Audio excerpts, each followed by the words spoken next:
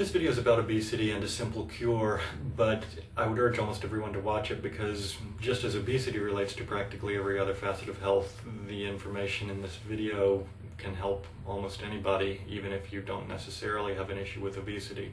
There's an incredible amount of misinformation out there about obesity. You constantly hear in the media that obesity is related to genetics. Of course, anything is related to genetics, but you can travel around the world and see people with the same genetics as Americans, and they're not obese the way we are. You also hear that people just need to exercise more, that's the issue. And again, in other countries around the world, not necessarily everyone is exercising or getting hardly any exercise at all in some cases, but again, they're rarely obese.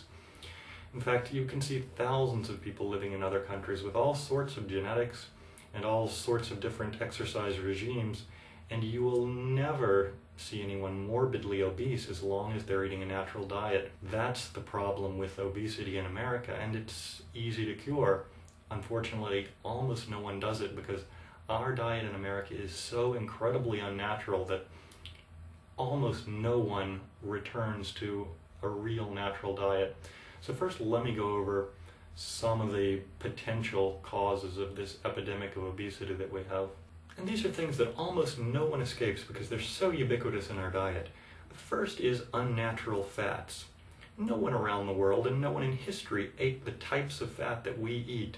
We eat a lot of liquid fat and types of liquid fat that were unknown in most cases even 100 years ago.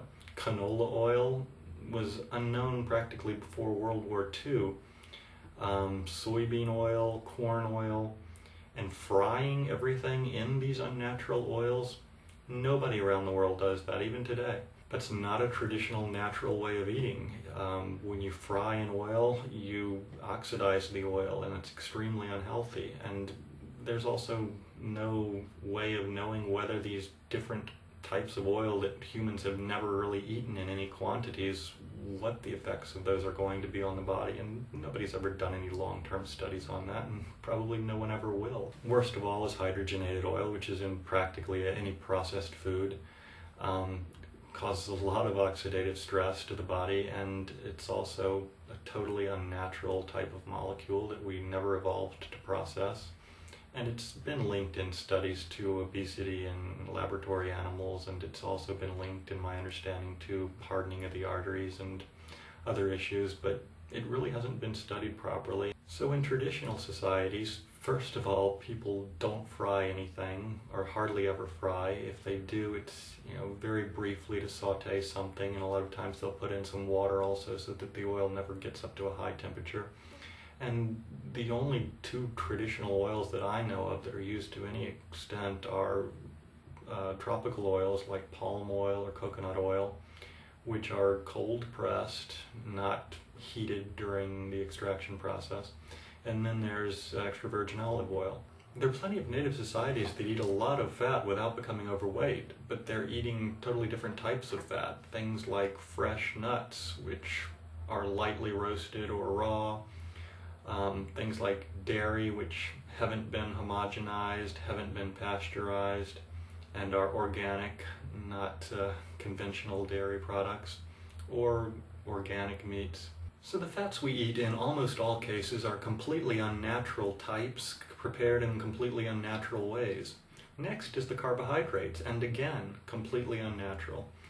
Most of our carbohydrates, simple carbohydrates, are things like sugar and high fructose corn syrup. I can't even go into the whole host of problems caused by those unnatural sweeteners, but two of the main issues are that they have no enzymes and no fiber, whereas almost all natural sweeteners that I know of have a high degree of fiber and are very high in enzymes, as well as being high in antioxidants.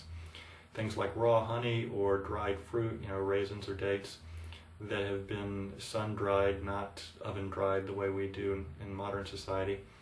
Those are all high in enzymes and high in fiber, and this puts less of a load on your pancreas, and almost certainly would cut down on the epidemic of diabetes that we have, along with our epidemic of obesity. Even the complex carbohydrates that we eat are fairly different from what people have in other countries. Our white flour tends to be overprocessed and very low in nutrients for a number of reasons.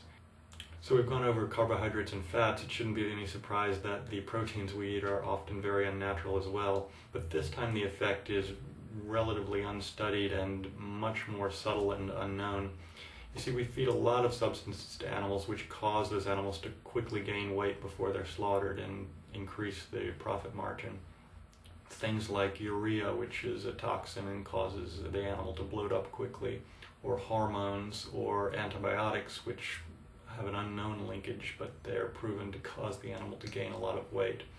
The thing we never think about, though, is that we then eat the meat from these animals and we ingest these same substances.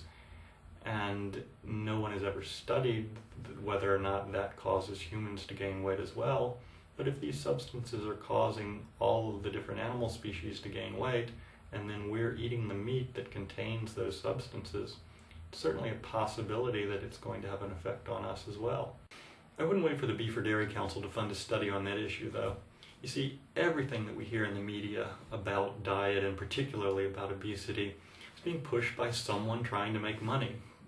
People saying that you need this particular piece of exercise equipment, or you need to eat that particular type of food.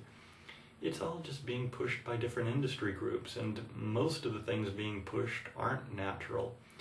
You don't need to listen to all the media noise, and you don't even need to listen to the general consensus, because nowadays the general consensus has been so poisoned by these promotions and these media campaigns that are backed by millions of dollars. All you need to do is listen to the traditional knowledge of millions of people who have developed specific diets over the course of thousands of years. We've just thrown all of that knowledge away, and we're relying on a few biased studies to tell us what's healthy.